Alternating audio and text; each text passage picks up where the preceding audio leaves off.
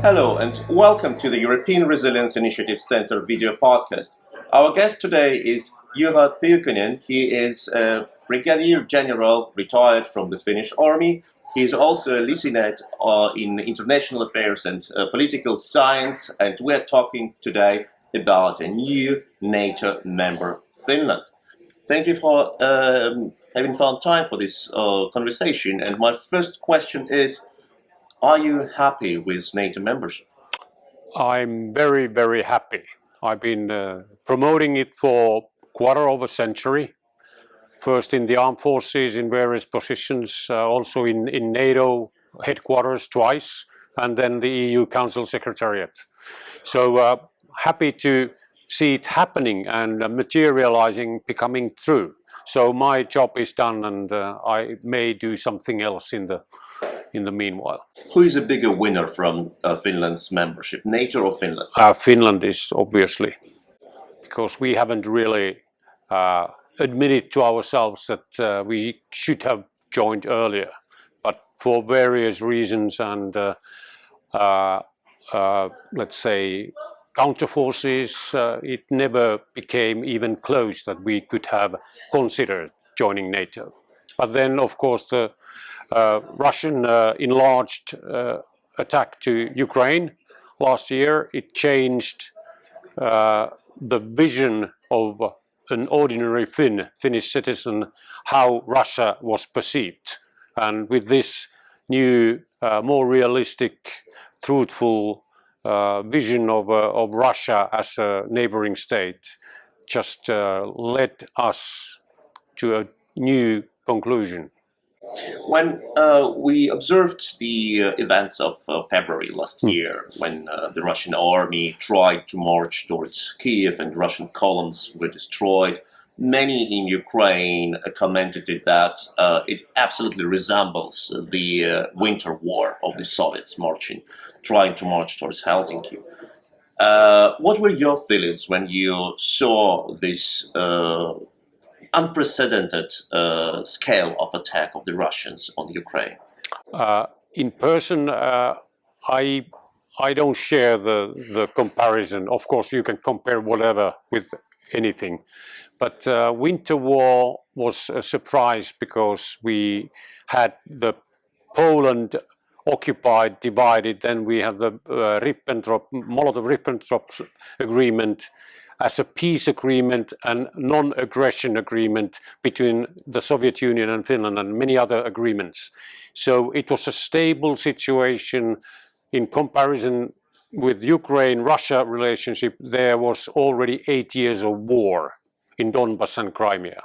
So it was already war situation for Ukrainians. That's how I saw it as a military person. So comparatively, well, there are some similarities, but and the world is different, and the armed forces are different from those late 30s. It's hard to compare, but some similarities do exist. As a soldier who spent decades in the army and I guess thought about like how Russia can attack a neighbor country. Primarily, yes. Did this development of the Russia's invasion of Ukraine, did it fit your ideas of how it will look like?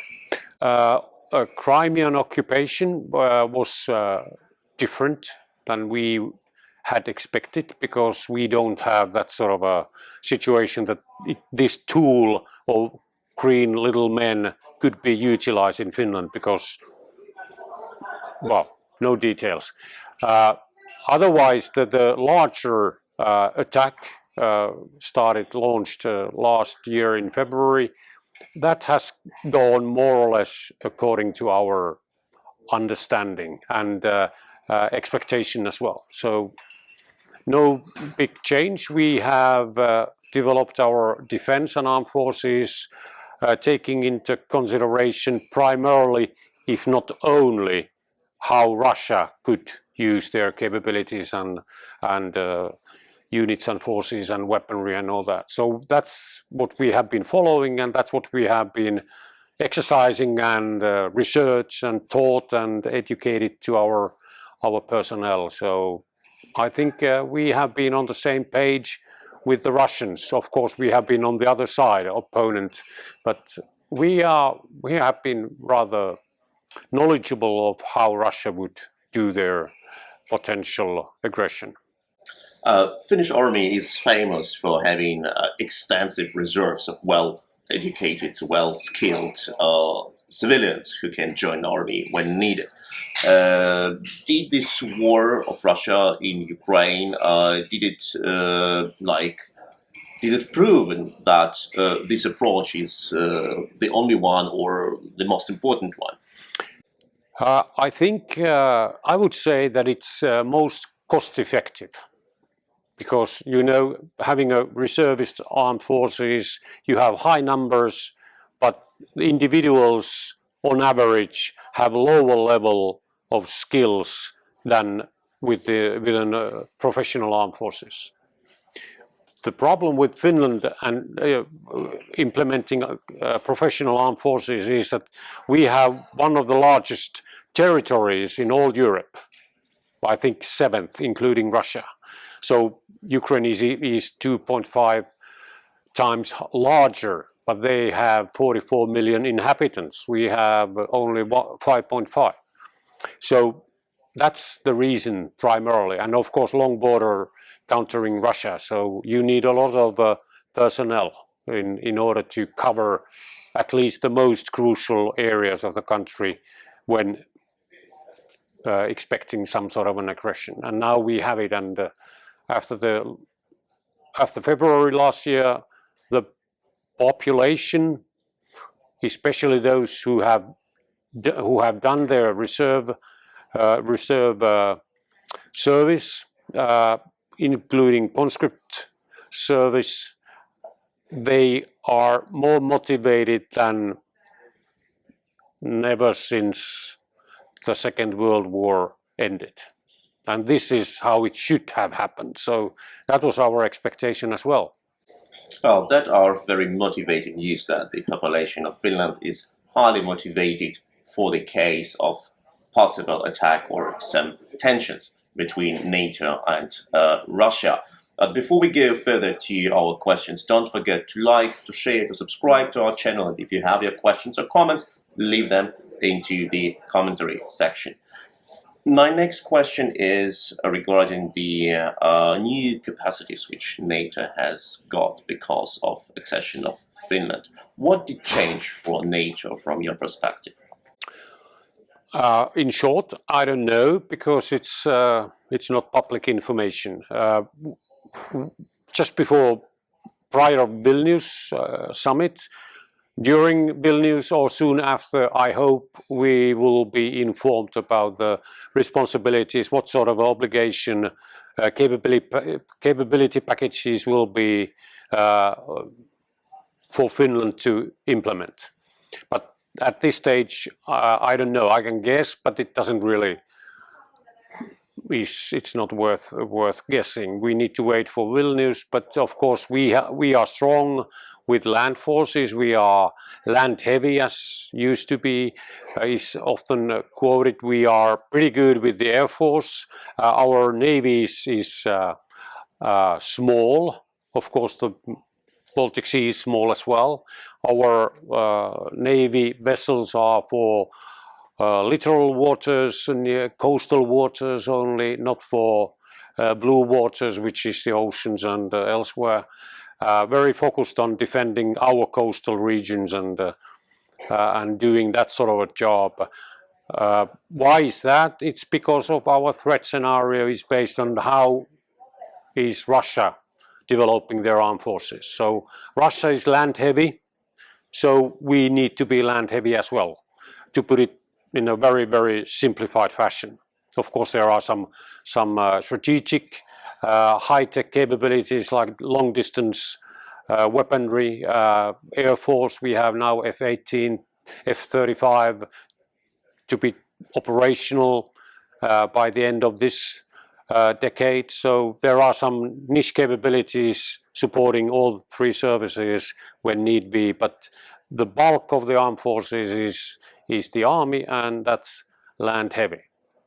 And regarding that, what you have described, how can you integrate in a short period of time an army which used to act for decades as independent army which can rely only on itself?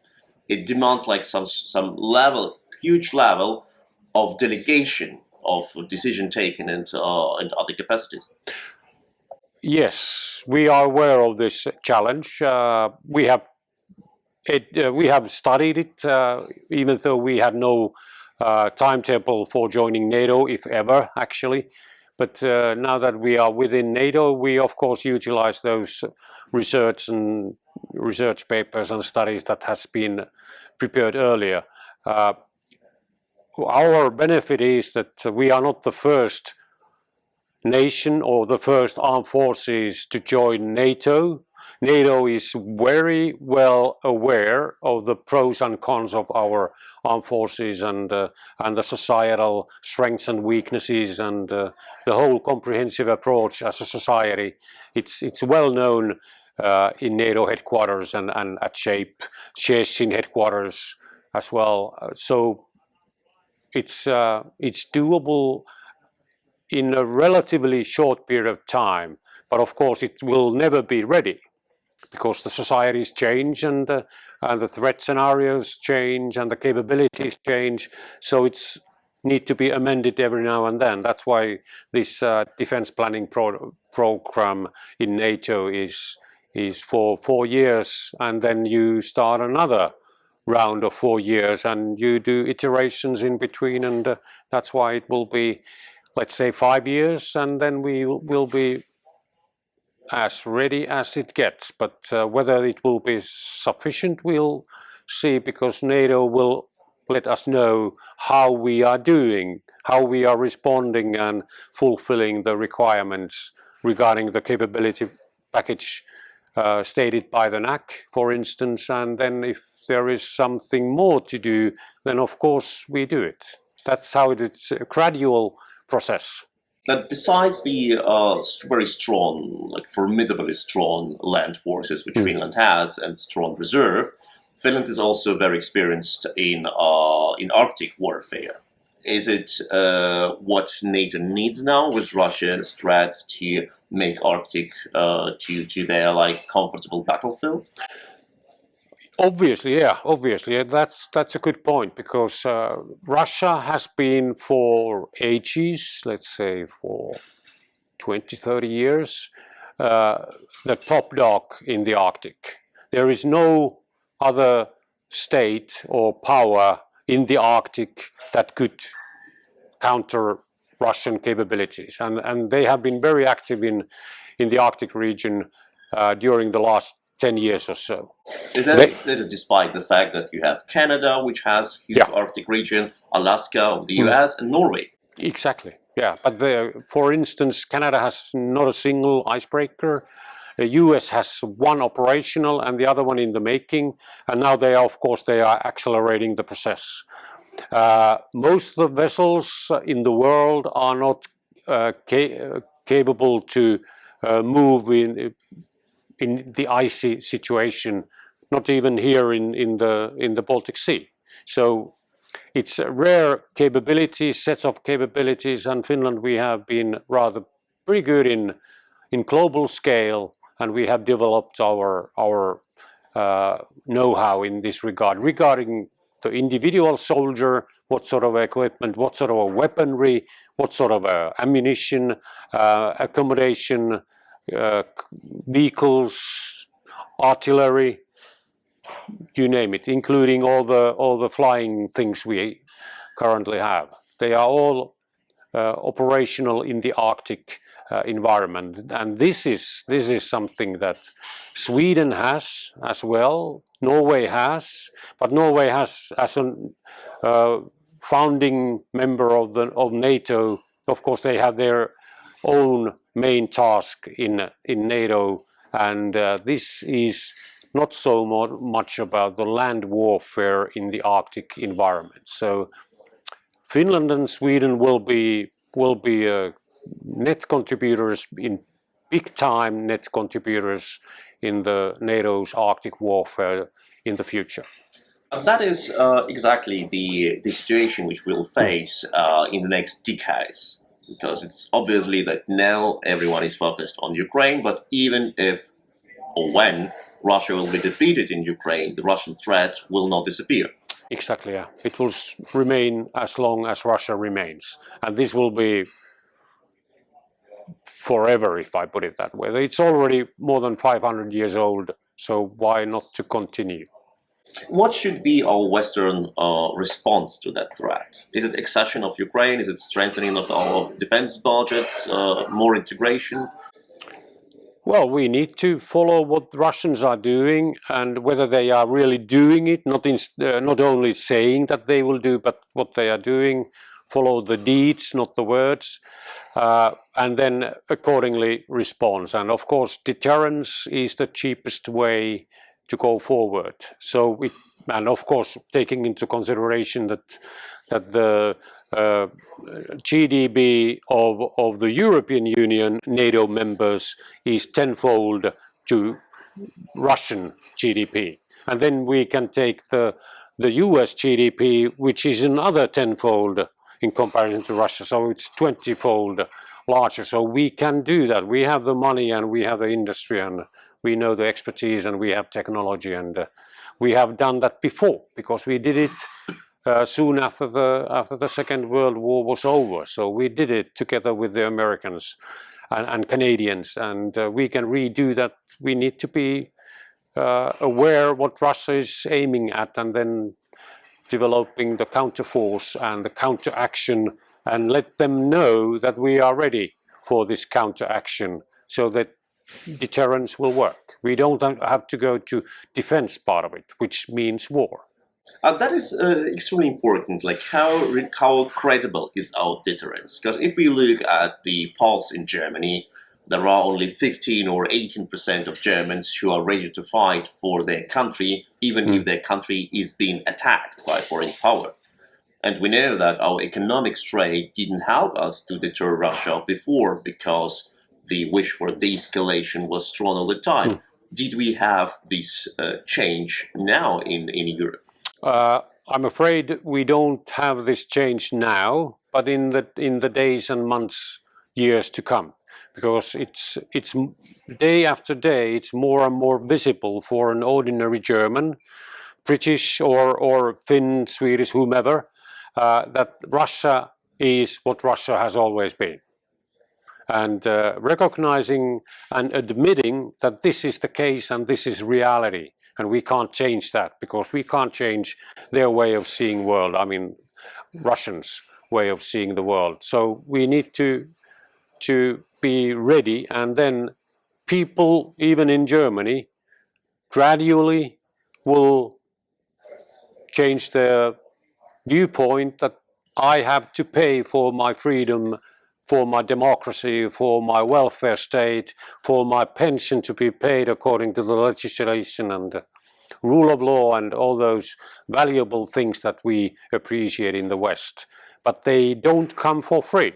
And this is one of the reasons for that sort of thinking, as you said, that only few Germans are willing to defend their country if they are attacked. But this will change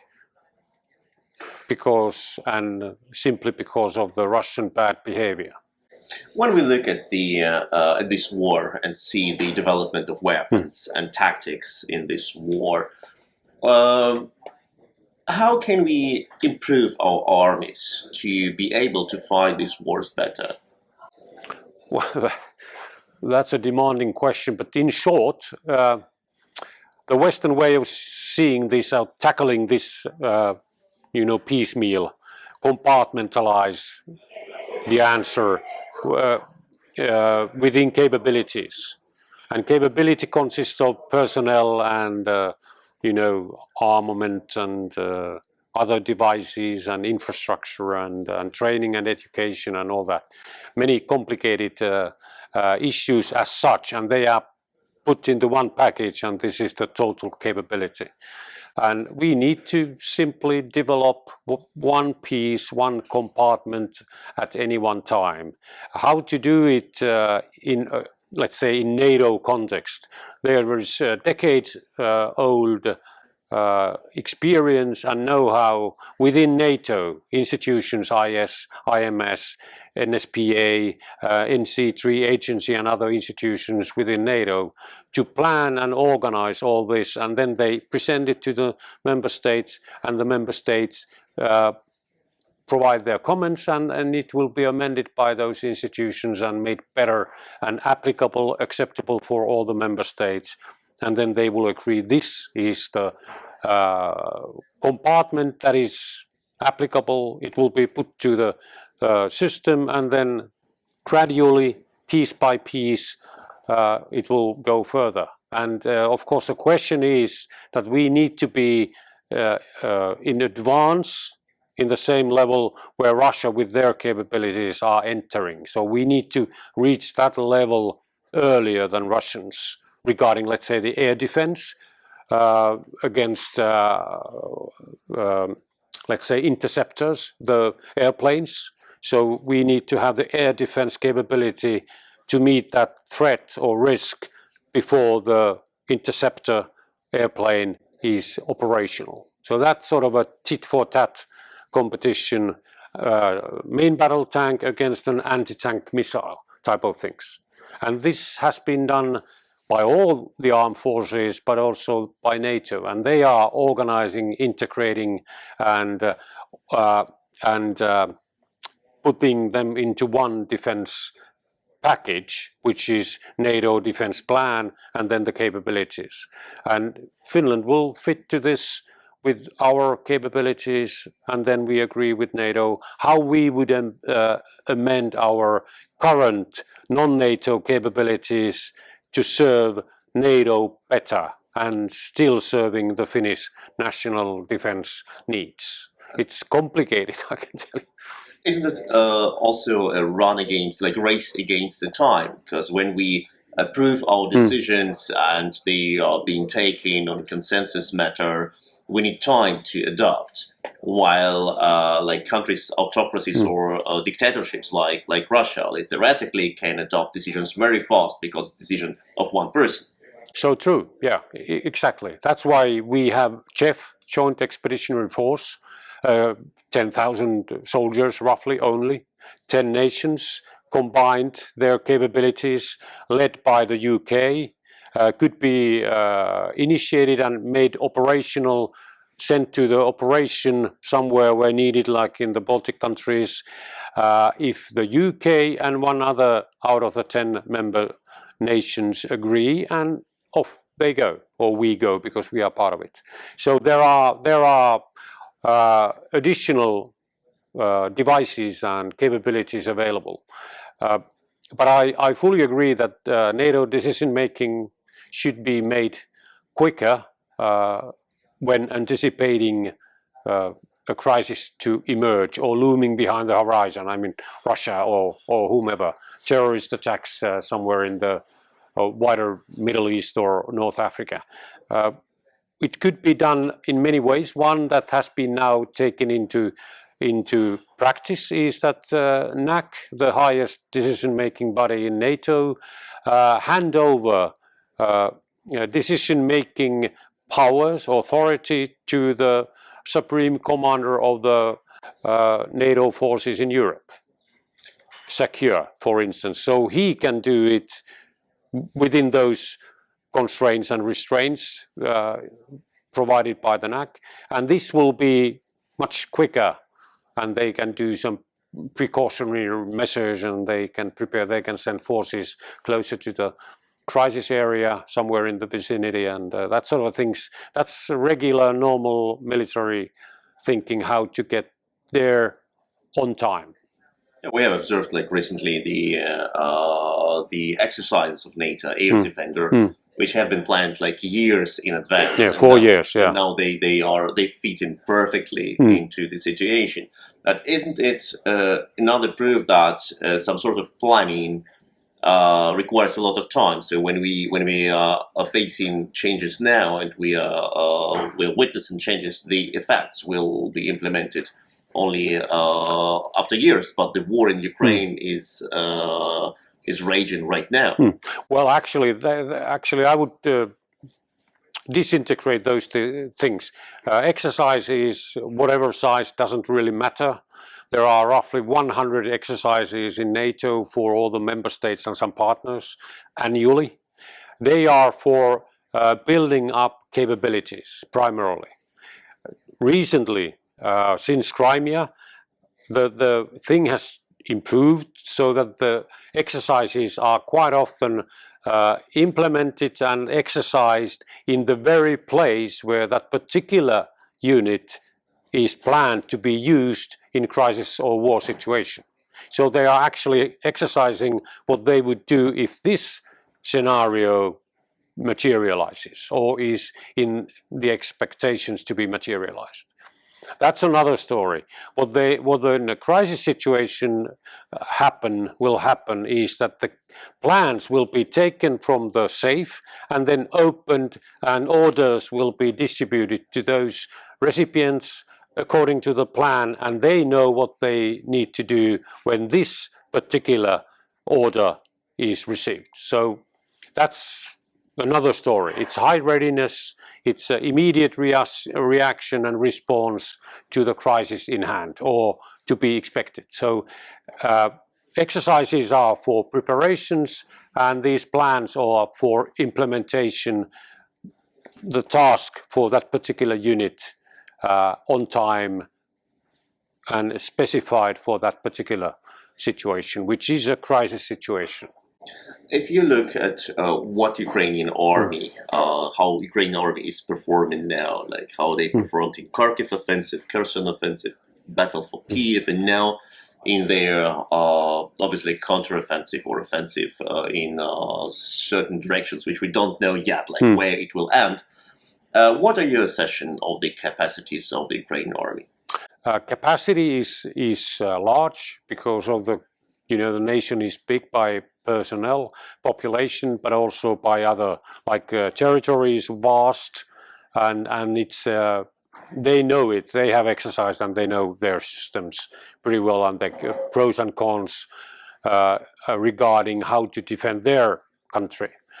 Of course, there are some deficits, and there are some areas that need some improvement and further development, and NATO states and partner nations have been eagerly assisted them and provided some advice how they could do that, how to improve their training of conscript personnel, reservists, how train their brigades to be ready for this larger offensive to come.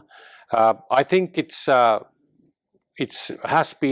not open information because it's classified, but my understanding is that the exchange of information between those who are within this assisting system, they have been approved to enter that system, so they are within that classified information environment, and they are doing good work together. So cooperation is really profitable, and what I've heard from an individual cooperation doing together, very important and quite often also very time critical planning and changes in their previous ways to go further. It has been well received by those who have provided pieces of advice how it could be done and how to treat conscripts, for instance, in comparison how they used to do it earlier, because it was the Russian traditional way of training youngsters, which was brutal and not so motivating. But now it's changing as well. If we put aside the political concerns of Ukraine's membership in NATO, like the common responsibility and the risks the other NATO countries have been exposed by letting Ukraine in, Do you think that the Ukrainian army is now NATO capable? I don't think so. No, no. What are the deficits? Hard to say, but at least the culture will be, let's say, updated. Of course, it's because of the Russian tradition and huge amount of Ukrainian officers have been trained in Russian schools and training areas, exercises, and so on and so forth, and that's different from a NATO fashion or NATO culture. This is decade, generation, even more time to be invested in this. It will gradually change. Same applies to Finland and Sweden, as you earlier you asked about the old traditions, how we train our or construct our defense system. We need to have a close look how we do it and how to amend it and make it fitting to the NATO system. And this is hard work, and we need to really give up some of our dear traditional ways that we have been cherished for decades. But if it doesn't fit to NATO, we need to consider whether we would skip it. Our tactical thinking, for instance, our leadership capabilities, working procedures in staff, headquarters and staffs are to some degree different. Whether we could do them both side by side or we need to have only one. That sort of things need to be decided in Finland, in Sweden, has to be decided in earlier new members in NATO, 14 altogether before we joined, so NATO is fully aware of all these problems. And this applies to Ukrainian armed forces and the whole of society, because becoming a member, you need to have legislation, you have to have your societal system, you have to have your border control, border conflicts and disputes with neighbors. All these need to be done. The state budget have to be in a solid basis. Corruption levels and all that need to be improved before you are accepted. So more or less the same requirements than for the EU membership. So Ukrainians have a long way to go, but if they are invited and they are provided with a credible pathway towards NATO EU membership, they will do it, of course. But many in Ukraine would not agree with this description, as they rightfully believe that they have proven to be capable for fight, and they are That's true. That's true. in the Russian army. But putting this discussion aside, if Ukraine is not a NATO member, what should be the guarantees, real guarantees of security provided for Ukraine? Is it more weapons? Is it like some NATO bases on the ground? Is it some sort of bilateral legal obligations of certain countries like the US, something like Taiwan Act? Actually, all those are alternatives. Which will be elected or selected remains to be seen. Elements of all those, apart from NATO units on Ukraine soil, I don't think this is workable solution. But in the vicinity, of course, strengthening Ukrainian defense capability, adding to the credibility, to readiness, whatever is needed, that's of course serves both NATO member states' security interest, but also and primarily Ukrainian security interest. And that's, of course, I think that's more than self-evident that this will happen. And then about the official security guarantees by the US or the UK, as Finland and Sweden was provided during the accession process, that's doable. Whether it's acceptable for those governments and state leadership in the US and the UK, it's up to them. Something combination of all those, it's possible as well. The main thing I would say is that the Ukrainians are united to do what is needed in order to get those guarantees. And I'm confident that they will do their utmost in order to get it. So let's do the war now. Let's gain the victory for Ukrainians and the loss for Russia, and then we get the ceasefire, and then we go to the negotiation table and we get the peace agreement and so on and so forth. EU will provide the money, funding for the reconstruction of the Ukraine, and NATO will, to a certain extent, provide the deterrence so that the reconstruction will be done in peace. That's how I see it. It may take a long time, but it's there.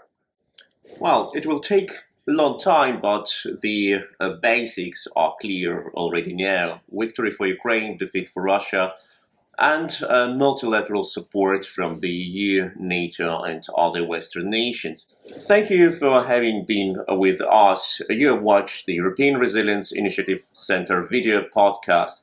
Thank you for being here. My pleasure. And don't forget to subscribe, to like, to share. Bring your comments into the commentary section and wait for the new stunning interviews.